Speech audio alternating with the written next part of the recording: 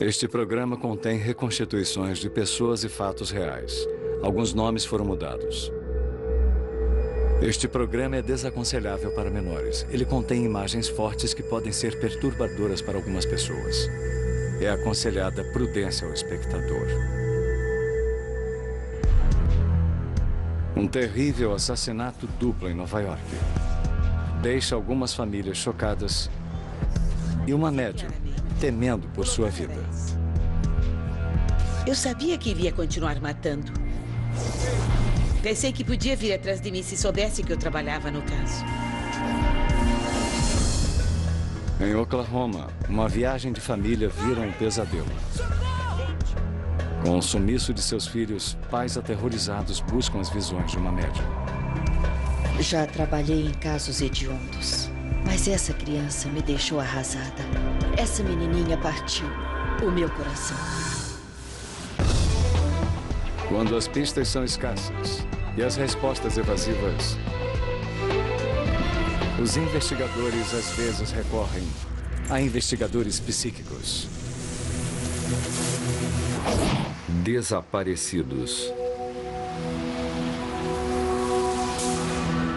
Albany, Nova York. 23 de novembro de 1976. Véspera do Dia de Ação de Graças. Numa área decadente do centro comercial, o morador de Albany, Oscar Ramsey, entra na loja de artigos religiosos de sua família. Seu filho, Curtis, devia estar trabalhando com a funcionária antiga, Deirdre Upton. No banheiro, um corpo. Ele não sabe quem é ou o que houve.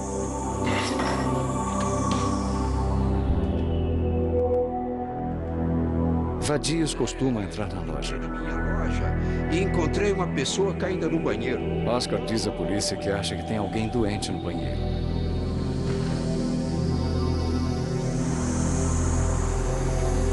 O detetive de Albany, Jim Kendley, é um dos primeiros a chegar na cena. Esse senhor entrou na loja. Nós interpelamos um senhor idoso e perguntamos o que estava acontecendo. Ele disse, não sei quem é ele, mas ele está no meu banheiro lá atrás e acho que está doente. Deve ter vindo da rua. Caminhei até o banheiro. Fui ver a parte de cima do corpo, que estava caído lá. Olhei com a lanterna e o chefe me perguntou, o que acha, Jim? Eu disse, está morto? E eu disse, cortaram a garganta dele de orelha a orelha e o esfaquearam várias vezes no peito. Bem... O que o Oscar não sabe é que o corpo é do filho dele de 55 anos, Curtis Ramsey. E ele não é a única vítima. Vamos olhar os outros cômodos. Aqui. Eu olhei em volta e disse, meu Deus, tem outro corpo. Era o da mulher que também trabalhava lá. E ela estava no armário, no estoque, no chão. E ela também parecia ter vários ferimentos à faca no peito. E ela era apenas uma pessoa frágil, entende? Era a funcionária de 62 anos, Deirdre Upton. Quem poderia ter feito isso? Nós subimos a rua e tinha uma mulher parada na esquina. E eu perguntei, você viu alguém passar por aqui? Sim, eu vi um homem correndo. E ela disse, um cara grandão desceu a rua correndo ainda há pouco. E ele estava carregando alguma coisa, ele tinha uma coisa enrolada na mão com sangue. Ele subiu a rua Broadway, jogou alguma coisa numa caçamba de lixo e continuou correndo. Ele era careca ou tinha... Ela o descreveu como um afro-americano alto e bastante encorpado. Ele era bem esquisito. Mas ela não viu o rosto dele direito. Você pode sim. Eu agradeço, muito obrigado. De nada.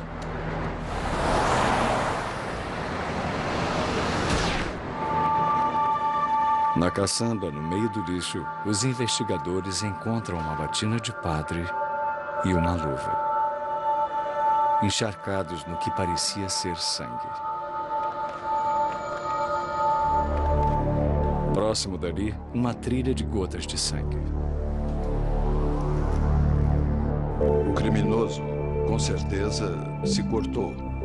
Porque quando você esfaqueia alguém várias vezes, se o golpe for forte e atingir um osso, sua mão vai sair do cabo e descer pela lâmina, e parece que foi o que houve.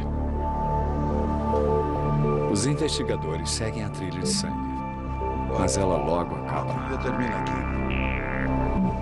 Chame a equipe. Chamam uma equipe com cães. Reconstituição. Um crime horrível.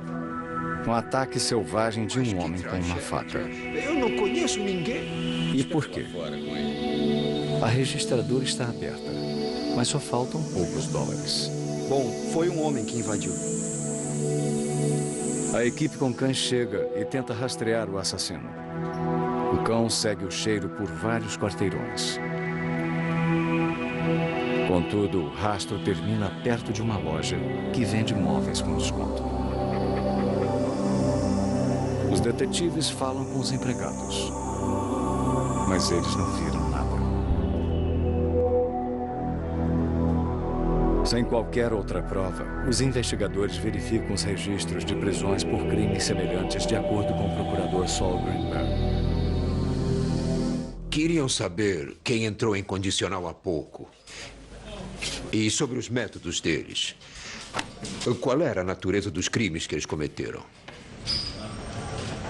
Um agente de condicional telefona passando uma boa informação de acordo com o investigador da polícia do estado de Nova York, Richard Gannon. Quando ouvimos falar da loja de imóveis, nós lembramos que um sujeito em condicional chamado Lemuel Smith estava trabalhando lá. É isso aí. Lemuel Smith, de 37 anos, passou vários anos na prisão por crimes violentos. Muito obrigado. Mas agora ele estava solto. Smith estava livre há vários meses e até agora tinha andado na linha. Lemuel, esses senhores gostariam de falar com você. Oi. Ele cooperou totalmente. Somos da polícia e queremos fazer... Explicou que estava almoçando com 2 amigos na hora dos crimes. Onde estava por volta das 14 horas? Eu estava trabalhando naquele dia. Eu fui almoçar tarde. Os amigos confirmaram a história mais tarde. Suas mãos? Claro, pode. Os policiais procuram cortes nas mãos de Smith. Não estou vendo nada. Está bem, obrigado. Eles presumiram que devia ser um corte bem grande para sangrar tanto. Eles não viram nada. Isso, de certa forma, livrou Smith. O antropólogo forense e autor Dennis Foley. Albany não tinha assassinatos como esse. Aquilo foi horrível. Uma loja de artigos religiosos. A garganta dele foi cortada. Quase o decapitaram. E ela recebeu várias facadas. Surgem boatos de que foi um crime ritualístico. A polícia de Albany precisa descobrir a verdade. Policiais encontram novas testemunhas. 2 desocupados da área que dizem ter visto um homem sair correndo da loja. Um homem que não se parece com o primeiro suspeito, de acordo com o investigador graduado Richard Gannon. A pessoa que eles viram saindo da loja era um homem branco. Ele subiu a rua bem depressa, correndo. As testemunhas conhecem um homem. Ele é Fred Baker, outro desocupado. Viu mais alguém na loja? Eu não sei, não! Ele jura que não foi ele. Eles usaram um detector de mentiras depois que ele ficou sóbrio. E ele passou nesse teste. Mas também provaram, sem sombra de dúvida, que ele esteve na loja. Com alguém da loja? Baker disse que foi lá naquele dia comprar um cartão para sua mãe. Ele ouviu alguma coisa nos fundos. Ele disse que viu um homem enorme, com olhos de demônio. Foi assim que ele o descreveu. E ele deu a volta e saiu correndo da loja o mais rápido que pôde e não parou mais. A descrição do homem que ele viu leva a polícia de volta a Lemuel Smith. Mas, ao mesmo tempo, chegam os resultados do laboratório. O sangue do assassino é do tipo O, o mesmo do Smith. Os resultados também revelam um detalhe estranho. Pelos de lhama também foram achados na cena do crime. É o tipo de pelo usado para estofar móveis. Smith trabalha numa loja de móveis. Contudo, isso não é o bastante para prendê-lo. Um mês após os assassinatos na loja de artigos religiosos, uma jovem foi achada nas proximidades com a garganta cortada. Sei, eu vou conseguir isso. Procurador Saul Greenberg. Em virtude de como a garganta foi cortada, parecia possível haver uma similaridade e a mesma pessoa ter cometido esse crime. Mais uma vez, poucas pistas foram encontradas. Sem pistas, o chefe de polícia assistente de Albany muda de estratégia e chama a médium Ann Fisher. Ele está sem saída, e então chamam uma médium. Seu subdelegado, seus sargentos, todos ficam pasmos com isso. Isso não é nada profissional, mas eles concordam porque não tem nada a perder. Sim. Ann concorda em acompanhar os detetives à cena do crime na loja de artigos religiosos. Eles estavam desesperados, não sabiam o que fazer. E eu acho que por não saberem para onde correr e por terem ouvido falar de mim, acharam que talvez eu pudesse ajudar. A médium pede que não lhe contem nada sobre o crime. Tudo o que ela sabe é que mataram alguém. Atrás do balcão. Quando eu entrei, foi horrível. Ela vê o assassino. Tive a impressão de que ele veio vender alguma coisa. Ele precisava de dinheiro, mas a mulher não quis cooperar. Escuta, vai cooperar ou não? Eu tô ficando irritado. Então, num acesso de raiva, ele a arrastou para a sala ao lado e a esfaqueou 15 vezes. Ann sabe exatamente onde Deirdre Apton foi morta. Assassinada, esfaqueada. Enquanto ele fazia isso, o dono da loja entrou. O que está fazendo? O que está fazendo? Ele tentou impedi-lo, mas foi morto também. Ela disse que ele foi quase decapitado e isso não foi mencionado nos jornais. Eu posso ver. Os detetives perguntam sobre o assassino. Eu lamentei muito e disse, ele tem uns 40 anos, é negro e tem mais ou menos 1,85 m. Mas então, uma imagem perturbadora. Às vezes, Ann vê dois assassinos. O segundo assassino é mais baixo. Ela o vê cometendo os mesmos atos com um homem mais alto assistindo.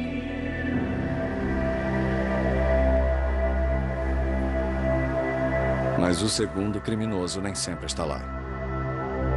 Ann não entende direito o que tudo isso significa. Que foi aqui. A procissão continua lá fora. Ann sente o assassino ou assassinos fugindo da cena e sabe em que direção. Sinto que ele correu nessa direção. Eu saí da loja numa espécie de semitranse e aí apontei e virei para a esquerda. A médium vai direto ao lugar onde as provas foram encontradas. Estão cobertas de sangue. Ela disse que o culpado jogou alguma coisa na lata de lixo.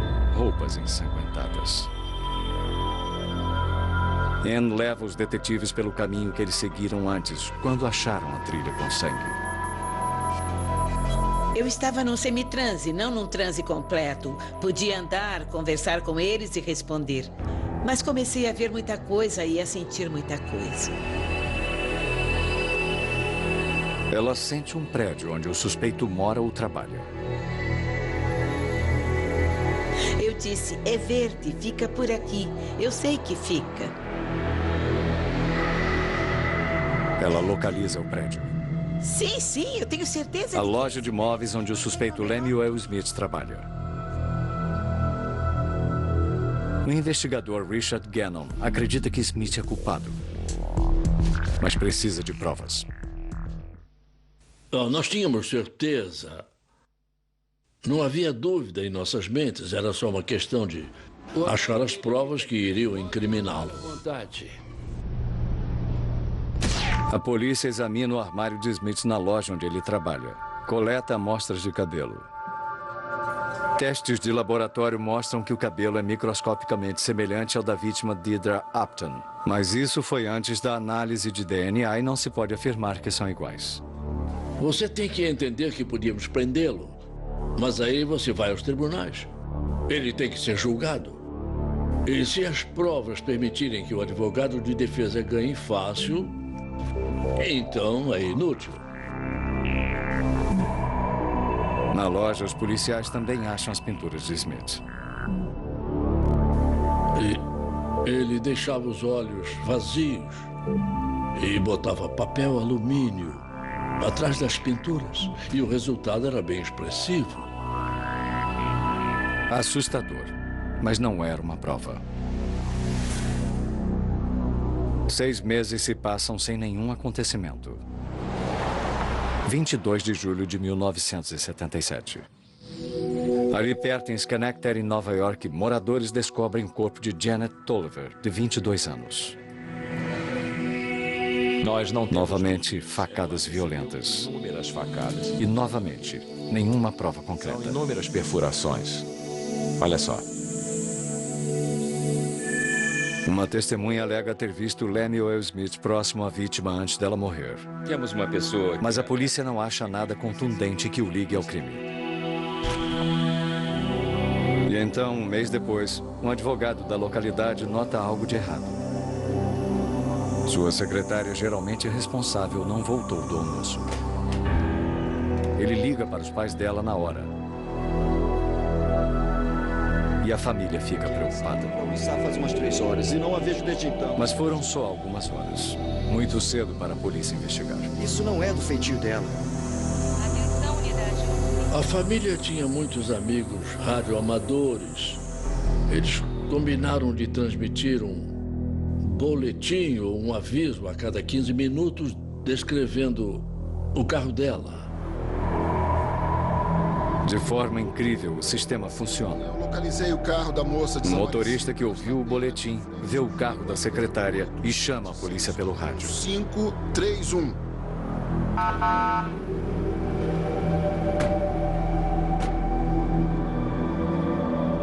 Dentro do carro, os policiais acham a secretária e Lemuel Smith. Saiam! Vamos, todo mundo. Ele estava do lado do passageiro. Ele disse à polícia que estava com sua noiva e que iam para Albany. A história dela era diferente. Ele a sequestrou e a agrediu, forçando-a a dirigir. Foi quando eles prenderam o Smith. Finalmente, Smith estava fora das ruas. E, enfim, a polícia encontra provas. Um detetive de Schenectady que olhava as fotos da cena do crime do assassinato de Janet Tolliver repara uma coisa. Algo que parecia ser marcas de dente.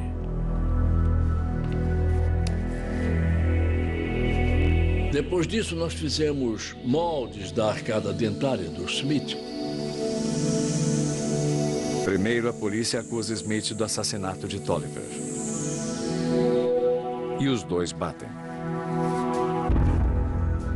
Por causa disso, nós o indiciamos.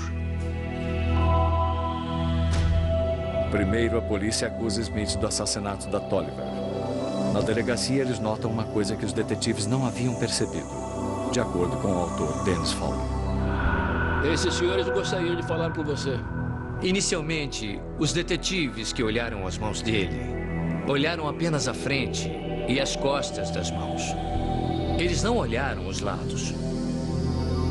Agora a polícia vê uma cicatriz. Ele se cortou do lado, perto do nó dos dedos. Os investigadores interpelam Smith sobre o homicídio duplo na loja de artigos religiosos. Eu estive na loja. Ele agora admite que esteve lá. Foi o meu irmão. Mas conta uma história bizarra sobre aquele dia. Lemuel Smith nunca admitiu nenhum desses assassinatos. Ele disse que foram cometidos por seu irmão John e que ele assistia. E, em alguns casos, ele tentou impedir os crimes. Ele atacou os dois sem piedade. Mas ele observava de longe, enquanto seu irmão mais novo, o caçula, matava. O John, na verdade, é parecido comigo. A médium Ann Fisher viu o segundo criminoso em algumas de suas visões, embora ele não fosse muito nítido. A polícia descobriu um fato espantoso. O irmão de Smith morreu quando era criança. Qual o seu envolvimento nos crimes? Apenas na mente de Lemuel Smith. Os investigadores acham que Smith está redirecionando a culpa. E Anne captou a dupla personalidade do assassino. Depois teve um quadro que Lemuel Smith pintou para seu advogado de defesa, no qual ele fez um autorretrato contendo duas pessoas, Lemuel e seu irmão menor, John. Então era assim que Lemuel Smith se via. Ele se via como duas pessoas. Sinceramente, Smith explica por que estava na loja. foi o que aconteceu, pelo que eu me lembro. E sua história bate com a visão de Anne. Lemuel Smith pintou muitos quadros. Ele tentou vendê-los na loja de artigos religiosos porque os quadros eram de natureza religiosa. Mas eles eram muito áridos. Me lembro do balcão, da senhora que estava... A polícia acha que quando os donos se recusaram a comprar, Smith ficou com raiva e atacou. Lemuel Smith foi condenado de 25 anos à prisão perpétua por cada um dos assassinatos na loja. Ele pegou de 10 a 20 anos pela agressão à secretária do advogado. A família de Janet Tolliver resolveu não dar queixa para evitar a angústia de um julgamento. Smith jamais sairá vivo da prisão. Graças, em parte, a uma médium. Anne Fisher praticamente identificou Lemuel Smith. Ela também deu informações de que ele ia atacar de novo. Então, ela nos deu a ideia de um assassino em série. Em 18 de julho de 1994, a família Sadler vai para Turner Falls passar o fim de semana. Não, vou buscar. Já pegou a água? Os dois filhos, Nathan e Wendy, jamais acamparam. E estão adorando. Oh, obrigada. Pra você, mãe. Filha. Pra você, todo o nosso amor.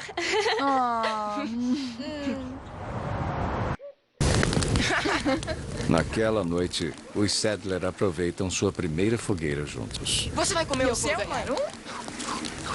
Já comi uns 4. Esse pedaço. Que beleza. Opa. Filha, sopra antes. Tem que assoprar. Finalmente, cansados de nadar e caminhar, eles vão dormir. Mas a 1h da manhã, uma tempestade violenta começa a atingir a área. Às 3 da manhã, a água começa a entrar na barraca da família.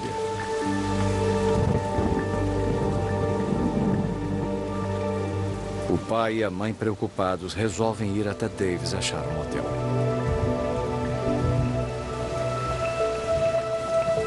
Não acredito!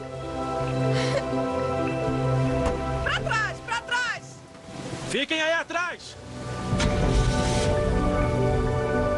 Quando se aproximam de um cruzamento em Honey Creek, a chuva tinha aumentado. Uma água escura cobria a estrada. Não dá pra ver nada! Não era possível saber a profundidade. Estrada! O Sr. Sadler avança devagar, torcendo pelo melhor. Todos estão bem! Estamos sim, estamos!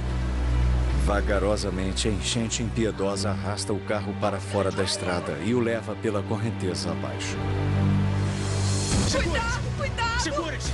Tenham calma, não podemos entrar em Segure, por favor! Por sorte, o empregado da área de camping vê o carro ser levado e chama a polícia de Davis. Entendido, entendido. Acharam eles? Vamos lá. Guardas florestais da região correm para ajudar. Espero que dê tempo. Eles procuram na água e localizam a família. O carro acabou preso no meio do rio, que está com uma forte correnteza e subindo rapidamente. A água impede que se abram as portas do carro. Eles estão ali! Um corajoso guarda avança para pegar as Eu crianças. já estou indo! Nós já vamos chegar aí!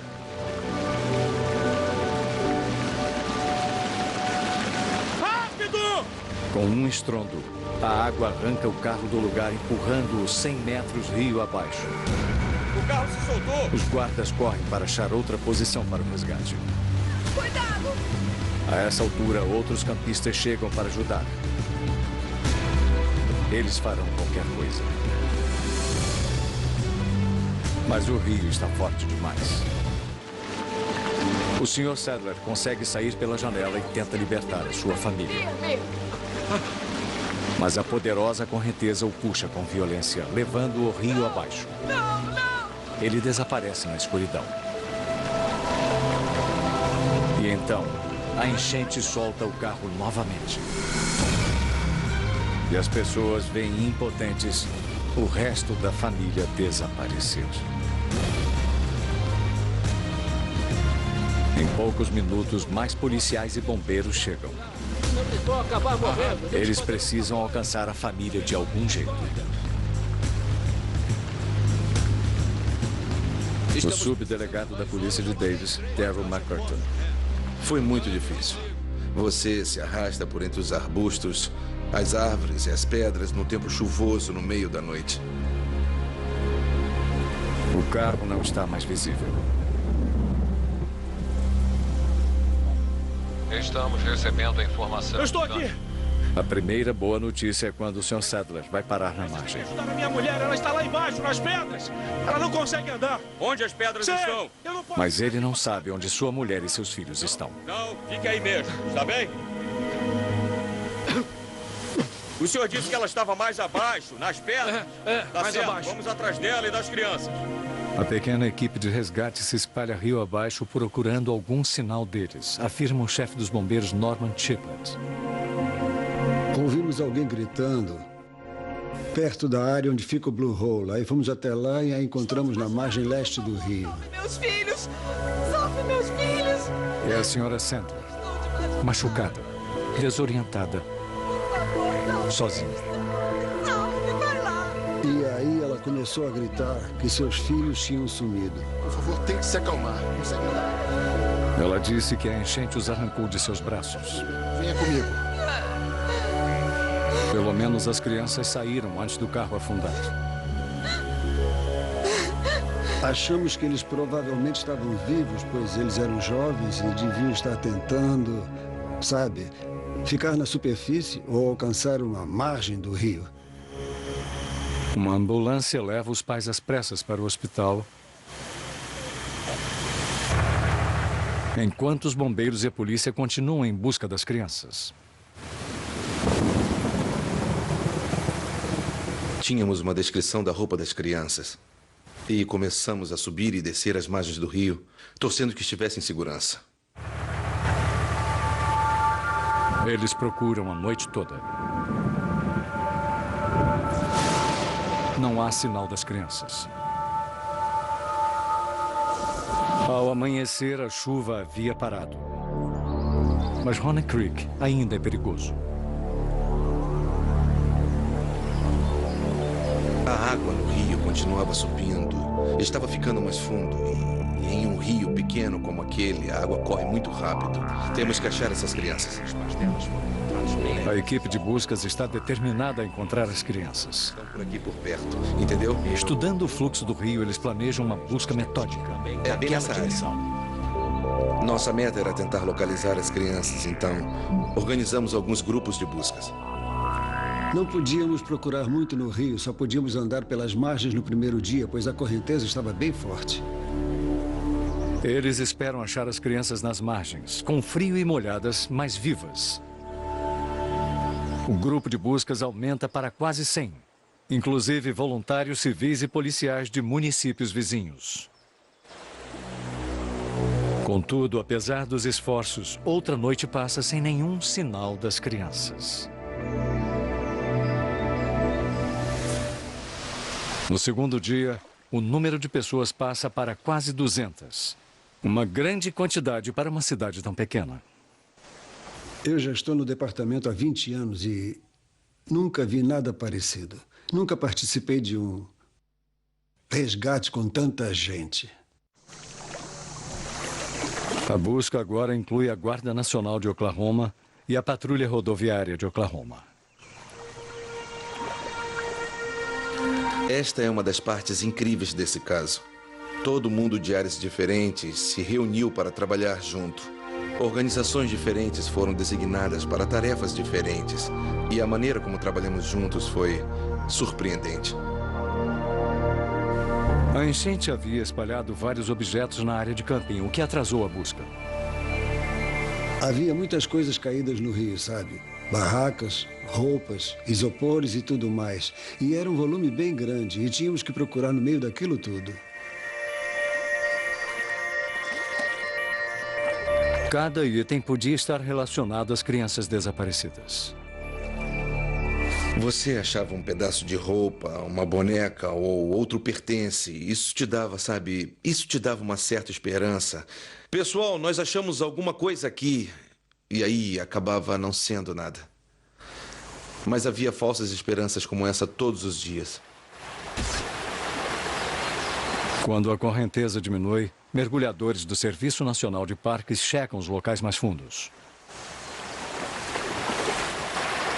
Na metade do segundo dia, os mergulhadores acham o carro. Imagine um carro sendo jogado rio abaixo. A força da água atirando-o contra as rochas, ele estava em péssimas condições. Todos os vidros tinham quebrado e o teto estava amassado.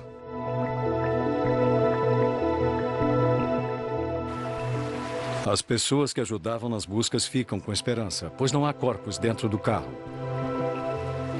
À medida em que a maré baixa, ela deixa pilhas de arbustos e pedaços de madeira. No terceiro dia, uma descoberta mais sombria.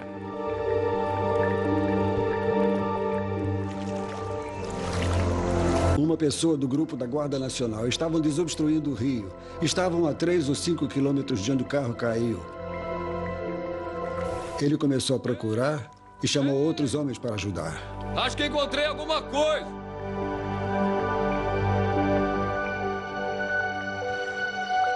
Eles acharam o jovem Nathan Sadler.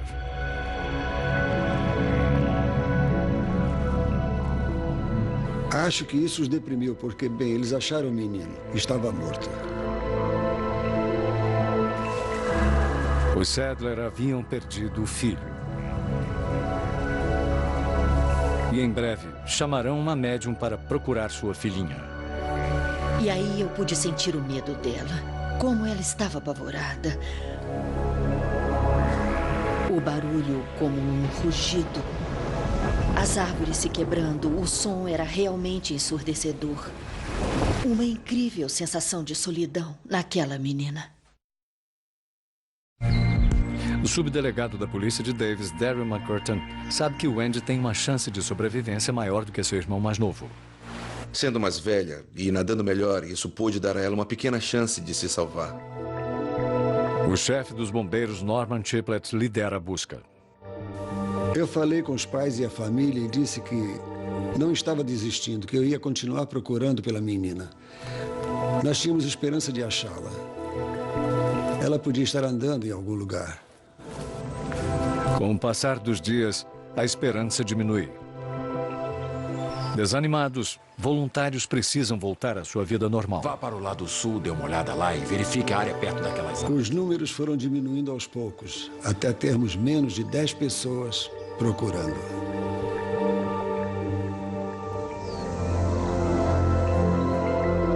O senhor e a senhora Sadler não podem parar até achar Wendy ou seu corpo.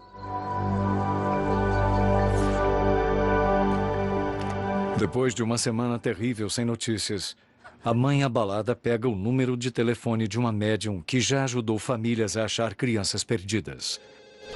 Ela liga para a doutora Sally Redding em São Francisco. A família estava realmente muito ansiosa. E eu tenho certeza de que essa foi uma das razões de eles terem me ligado. Era como se fosse um último recurso. Sally entra em contato com o subdelegado McCurtain, oferecendo ajuda. Quando ela me disse que era médium, eu tive as minhas dúvidas. Pode me falar um pouco sobre... Mas ele está disposto a tentar de tudo. Através das minhas visões, acima de suas opiniões pessoais, estava o desejo de encontrar essa menina. Concentração. Só uma pessoa maravilhosa pega o seu sistema pessoal de crenças e o põe de lado. Porque há uma coisa mais importante do que ela mesma. McCurtain não dá a ela detalhes do caso. Sally os descobre sozinha. Ela descreveu o terreno. Ela descreveu Norman Triplett, o chefe dos bombeiros, e disse que eu trabalhava próximo a ele. E descreveu Marcos ao longo do rio. Foi muito convincente. Mas e quanto a Wendy? Sally dá a notícia. A menina morreu. A menina acabou morrendo. Mas ela não consegue ver onde o corpo está. Tem certeza disso? Ela promete ligar de volta logo. Agora precisa se concentrar. Está certo. Eu gosto de ficar numa sala bem silenciosa para que eu relaxe bastante. E aí as coisas começam a fluir. Mas no começo, Wendy estava muito assustada para deixá-la se aproximar. Eu falei com a menina e continuava não recebendo nada. Eu pensei, se essa menina não vier ao meu encontro e me ajudar, eu não vou saber onde ela está. Eu não fazia ideia. E me senti muito impotente por causa disso.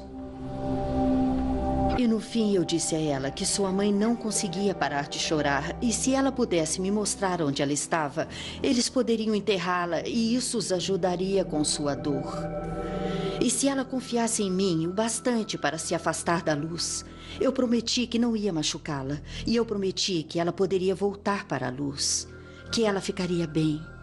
E de repente eu senti aquele cheiro forte de uma criança que ficou brincando num dia quente. É um cheiro meio doce e almiscarado. E aí eu pude sentir o medo dela, como ela estava apavorada.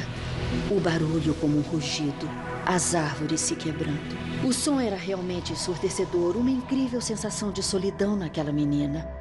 Partiu meu coração, era uma criança. Tinha a idade da minha neta.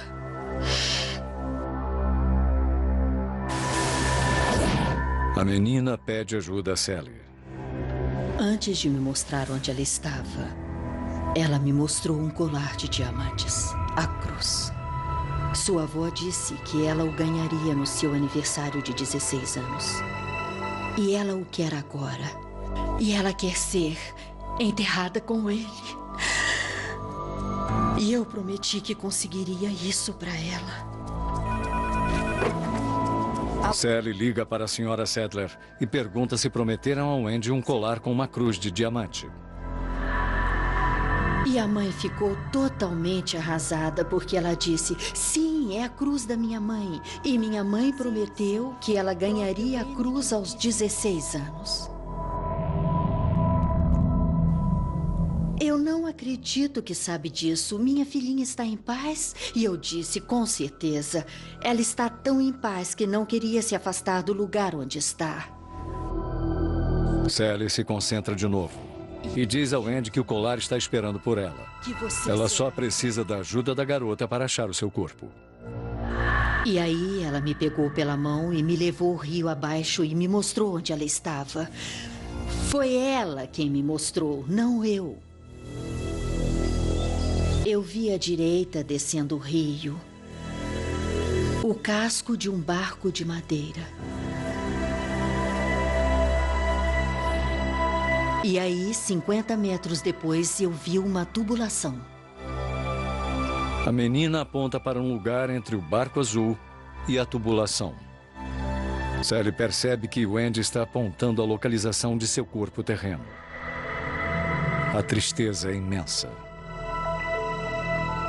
Essa criança me deixou em frangalhos. Olha, essa menina partiu meu coração. A médium liga para o subdelegado Daryl McCurtain. Eu lhe disse que vi que eles tinham que descer até o outro município. Eles não tinham ido o suficiente para o sul. Sally fala sobre os pontos de referência que o espírito da Wendy lhe mostrou. Eu disse, isso é o que deve procurar. Olhe no lado direito. Você vai ver o casco de um barco de madeira. E 50 metros depois vai ver uma tubulação de concreto. e entre bem no meio dos dois. É lá que ela está. Nós temos que ampliar... McCurtain decide se arriscar e segue as indicações da médium. Não é isso? Eu tinha medo de admitir para alguém que tinha falado com uma médium dos outros. Sendo da área rural de Oklahoma, se você sair e contar para alguém que falou com uma médium, é provável que ache que você é louco. Mas eles farão qualquer coisa para achar o Andy. Nós não descartávamos. Íamos em frente e seguíamos cada pista que surgisse. Menos aquela margem ali. Quando as buscas diminuem, o governador de Oklahoma, David Walters, vai até lá ajudar. Oferece mais recursos do estado. Ele tem uma reunião com o chefe dos bombeiros de Davis, Norman Chiplett. Ele estava tentando convencer mais pessoas a ajudar na busca pela menina. E depois ele disse: entre aqui conosco e vamos examinar a área. Você sabe, do ar, do helicóptero. E eles seguem para o sul, até o município vizinho, como Sally instruiu. Descemos uns 13 quilômetros pelo rio e o piloto do avião da patrulha rodoviária gritou para nós dizendo que tinha visto algo numa curva e queria que dessemos uma olhada. O helicóptero pôde chegar mais perto. Nós descemos e nos inclinamos no helicóptero e dava para ver parte de uma perna. Membros do grupo de busca correm até o local para resgatar o corpo. Ela era uma graça de menina, uma graça. Ela tocou a minha alma. Para surpresa de todos, o local tinha todas as referências que a Sally previra. O Andy está entre um barco azul e uma tubulação. Alguém descrever um barco azul numa curva ao longo de um rio e você realmente achar esse barco azul é impressionante. Eu senti arrepios no corpo porque alguém, a 3.000 quilômetros de distância, conseguiu descrever uma coisa em detalhes para você. As outras previsões de Sally também se confirmam. Ela descreveu que a menina estaria parcialmente vestida, que ela estaria parcialmente coberta de terra e detritos, e que também estaria deitada de costas. E foi assim que encontraram a menina. Rezo para que essa família se recupere. É uma tragédia terrível para qualquer pessoa enfrentar. Terrível mesmo. Sally sabe. Ela também perdeu um filho.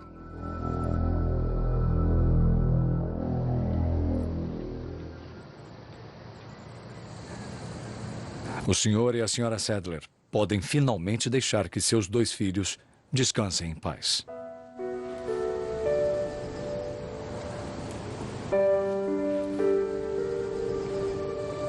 Existe na nossa sociedade uma necessidade de conclusão e finalidade para podermos continuar. Não é que nós vamos superar isso, você não supera algo assim, mas você aprende a seguir com sua vida.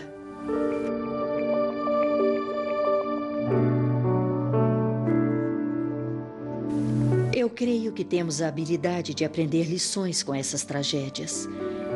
E nos tornarmos mais do que éramos antes. De darmos as mãos e ajudar os outros. Transformando-nos em seres humanos mais gentis, mais solidários, mais conscientes. O subdelegado Darren McCurtain agradece a Sally por tê-los ajudado a achar a criança que eles procuravam há tanto tempo. Se eu tiver um caso complexo com pessoas que desapareceram ou casos parecidos, eu chamaria um médium de novo. E eu ainda tenho o cartão da Sally 11 anos depois. As histórias não podiam ser mais diferentes. Um louco à solta deixando uma trilha de sangue e morte atrás dele. E uma tempestade inesperada que arranca 2 crianças dos braços de seus pais. Mas os 2 casos deixaram famílias abaladas e a polícia disposta a fazer qualquer coisa para ajudar, inclusive trabalhar com médiuns de talento, colocando suas habilidades incríveis à prova. Versão brasileira Audiocorp.